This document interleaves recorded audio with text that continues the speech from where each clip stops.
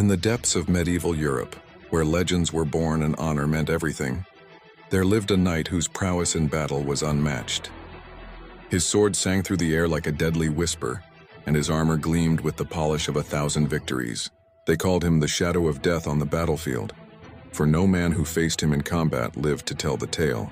But beneath that fearsome reputation lay a rebellious spirit. While other knights bowed their heads and muttered, "Yes, my lord," without question, he fought his own battles, chose his own paths. The nobles whispered about his insolence, how he'd turn his back on lords who demanded his allegiance, preferring to fight for causes he believed in rather than gold or glory. One autumn morning, word spread through the kingdom of a princess held captive in a fortress to the north. The evil King Moldred had imprisoned her, demanding her father's lands in exchange for her freedom.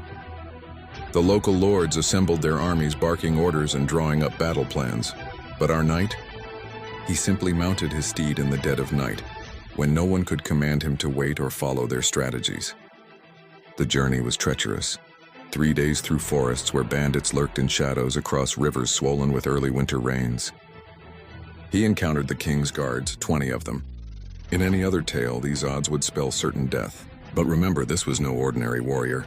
His blade danced like lightning, each strike precise, each movement decades of training made flesh. One by one they fell before him, their superior numbers meaningless against his skill. Finally, he reached the princess's tower. King Moldred himself came forth, confident in his own legendary fighting ability. The clash of their swords echoed through the stone corridors like thunder.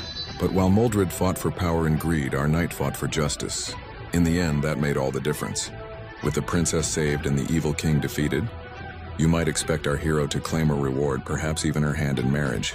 But that wasn't his way. Once he knew she was safe, he simply mounted his horse and rode off toward the horizon, seeking his next battle. Not because anyone ordered him to, but because that was the path he chose. Such was the way of a knight who lived by his own code in an age where few dared to do so.